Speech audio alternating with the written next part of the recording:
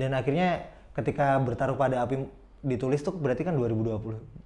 Jadi lagu pertama yang ditulis buat album tuh bukan Bertaruh Pada Api tapi Sepenggal Sadar judulnya, yang jadi single kedua. Bertaruh Pada Api itu ditulis setelahnya gara-gara apa ya? Konfliknya mah konflik keluarga. Konflik utamanya itu nyeritain keluarga kami berempat. Jadi waktu itu momen dimana Ayah Harno lagi sakit-sakitan. Akhirnya Ayah Harno udah meninggal. Apa sakit apa ya? Komplikasi lah cukup banyak. Ayah Harno tuh sakitnya dimakamkan di Jakarta. Terus kalau keluarga Bilal tuh 4 bersaudara. Terus kebetulan di waktu yang berdekatan keluarganya sakit semua dan sakitnya yang cukup parah. Ada kakaknya Bilal yang pertama atau kedua tuh pembuluh otaknya ada yang pecah. Terus ibunya tuh apa sih, ginjalnya kenapa gitu yang sampai akhirnya nggak bisa jalan, terus kakinya bengkak. Terus kakaknya Bilal yang di atasnya Bilal Pas, kakak nomor 3-nya itu gagal ginjal yang sampai akhirnya harus cuci darah. Itu tuh di waktu yang berdekatan banget dan akhirnya membuat Bilal pusing. Kalau saya pribadi tuh lebih ke penyakit ayah saya yang sakit. Jadi alhamdulillah keluarga saya yang lain sehat. Ayah saya tuh sakitnya diabetes, TBC sama batu ginjal yang pakai kateter, yang sampai pakai kateter. Yang mana akhirnya tuh berpengaruh ke kesehatan mental ayah saya.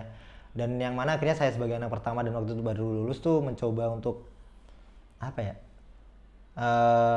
berperan banyak, bukan mencoba, akhirnya di posisi tersebut tuh diharuskan untuk berperan banyak karena ibu saya dan adik-adik saya mungkin sedikit lelah menghadapi kondisi tersebut karena lebih lama. Jadi adik saya kan emang di Blitar, ibu saya di Blitar terus, jadi ngerawat ayah saya atau menghadapi situasi di sana tuh lebih lama dan mungkin udah mulai ada titik lelahnya lah, yang mana akhirnya saya berperan cukup banyak di momen-momen tersebut. Kalau kalau Zikri yang paling jarang pulang ke rumah sih. Cuma dia unik sih. Kalau Zikri tuh secara mentalnya Zikri cukup unik. Jadi dia kalau lapar suka marah-marah. Tapi sekarang alhamdulillah dia udah tahu itu, jadi jarang lapar sih Zikri sekarang. Terus akhirnya dari cerita-cerita itu muncullah sih Bertaruh Pada Api ini. Kalau Sepenggal Sadar tuh liriknya Arno yang bikin sih, ngomongin soal gimana akhirnya memposisikan diri sebagai tulang punggung intinya. Terus Bertaruh Pada Api Arno juga. kalau Bertaruh Pada Api saya, jadi nggak hampir gak ada intervensi sih Bertaruh Pada Api. Intervensinya malah di bass aja waktu itu, di line bass waktu ref itu tuh berubah, sama chord refnya tuh berubah dikit. Itu liriknya saya semuanya nulis berdasarkan pengalaman keluarga itu tadi. Karena kalau tadi Mas Marcel tanya soal kesadaran politik saya terhadap keluarga tuh mungkin salah satu monumennya tuh Bertaruh Pada Api sih. Bertaruh Pada Api itu kan kalau andai saja di lirik terakhirnya tuh nggak ada lirik takkan menyerah di bawah tanah, kabar baik menunggumu datang hari, tanpa batas, tanpa negara, tanpa agama, nggak akan jadi lagu perlawanan sih. Karena dari awal sampai akhir liriknya ngomongin cinta kan, ngomongin gimana harapan saya tuh patah sama sesuatu yang lebih besar. Terus saya nggak pernah bisa merubahnya. Karena saya sama anak tuh selalu ngelihat masalah tuh bukan dua arah gitu. Misalnya saya punya masalah sama ayah saya, masalahnya tuh pasti bukan ada di ayah saya dan saya aja, pasti ada di sesuatu yang lebih besar. Misalnya akhirnya ayah saya tuh memaksa saya terjun ke dunia politik. Ceritanya kalau latar belakangnya rada panjang sih, cuma dari cerita ayah saya yang sering dilontarkan ke saya ketika di forum politik atau forum bersama teman-temannya, dia tuh selalu menganggap dunia tuh nggak pernah baik, dan dimana dunia nggak pernah baik ini kita bisa menang tuh dengan menjadi penguasa. Lah, menjadi penguasa di sini kan akhirnya nggak menjadi pemikiran yang unik ya buat saya sendiri, karena tadi saya cerita di awal tuh alhamdulillah keluarga saya tuh bisa nyekolahin saya sampai S1 dan di ITB di Bandung khususnya. Sedangkan ayah saya tuh kan baru masuk kuliah waktu dia mau nyalon wali kota kan. Mungkin ada pendidikan tuh jadi salah satu kompas moral yang cukup signifikan sih menurut saya. Yang akhirnya tuh ayah saya tuh saya analisis punya pemikiran seperti itu, dimana kita bisa selamat di negara atau dunia yang seperti ini tuh harus dengan kekuasaan, dan kekuasaan itu bisa diambil kalau kita menduduki kursi pemerintahan atau apapun lah yang ada di pemerintahan. Dan ayah saya tuh preman banget lah. Oh iya, saya lupa cerita ini sih. Ayah saya tuh premannya parah lah.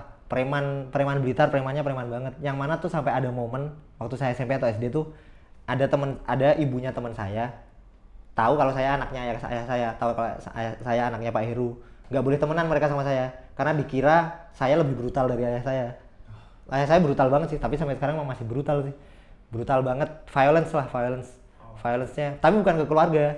apa ya, ke orang lah, preman aja.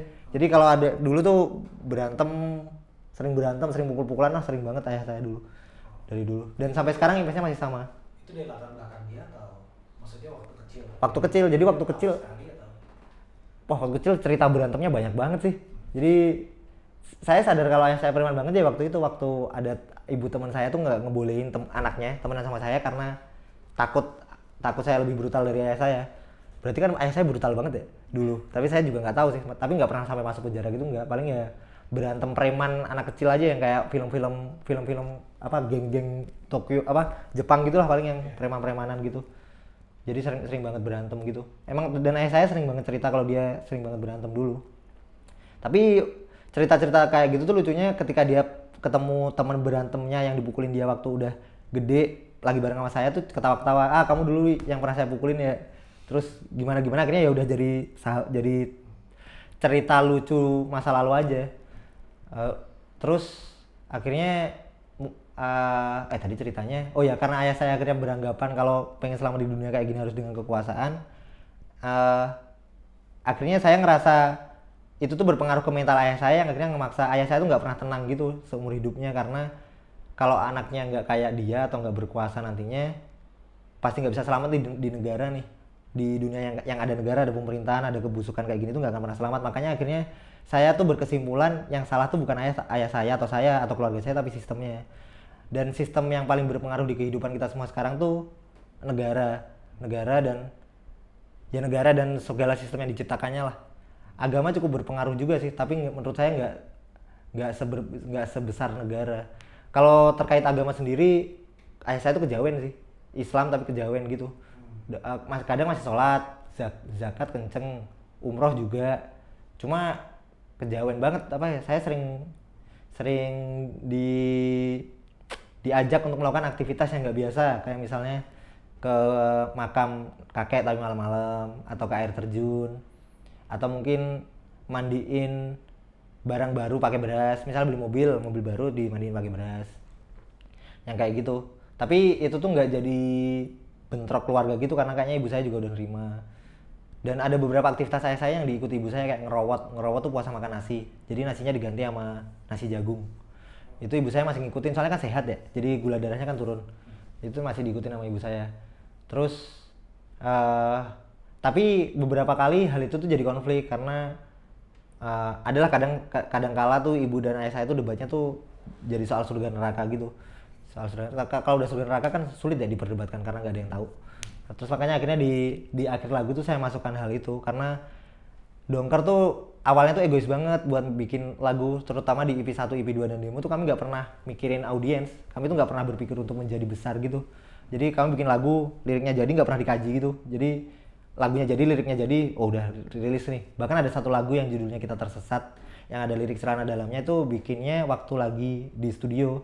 Dan kalau lihat Spotify-nya tuh kan Azabul itu emang nggak ada liriknya, karena waktu di studio kami itu udah blank, tapi pengen lagunya beres, udahlah terserah no, nyanyi apapun.